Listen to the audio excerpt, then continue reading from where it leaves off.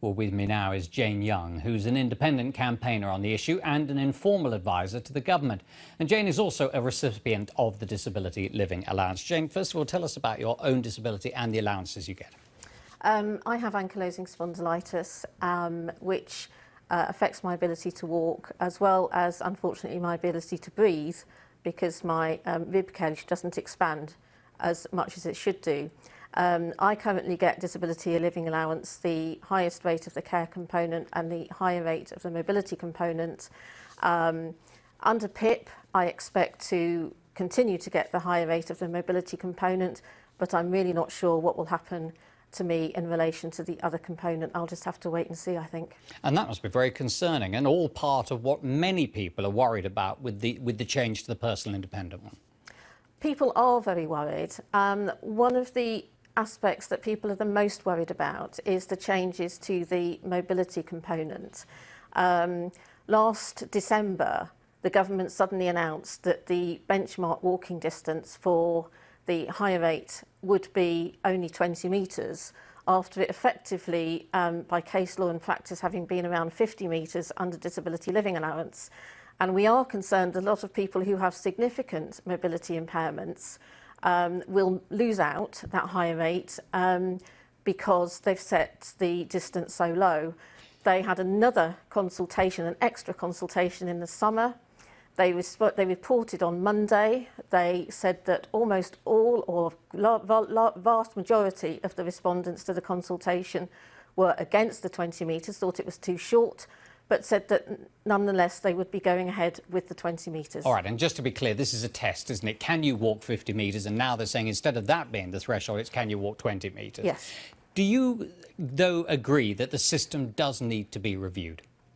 I think there was reason for review. I think it's been harder under DLA for people with non-physical impairments to receive the support they need.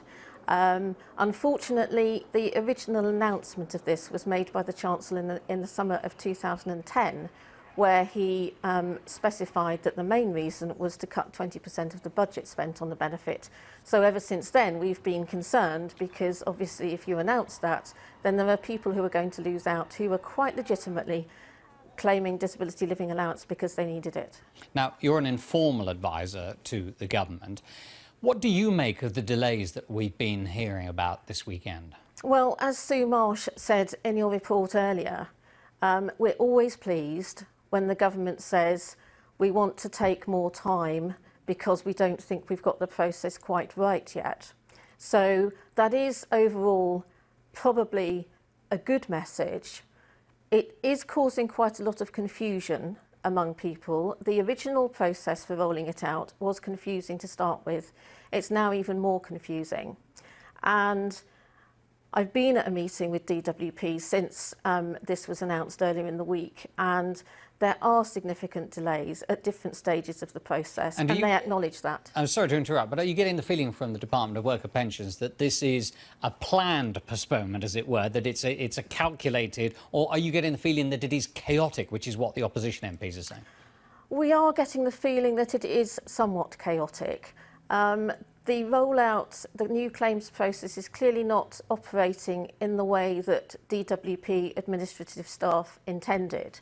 There were delays with DWP. There seem also to be delays with the assessment providers, Atos and Capita. One of the biggest delays is that people make the initial claim by phone and then they're having to wait a very, very long time to receive a claim form, and that's delaying right up at the start of the claim. But I guess with 3.3 million claimants, it is going to be a huge process, and somebody somewhere has obviously underestimated that.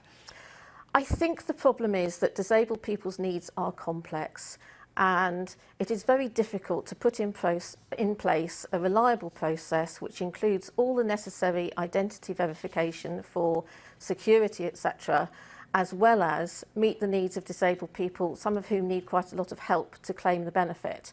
So, although it does seem rather chaotic, the worst thing to do would be to blunder on regardless.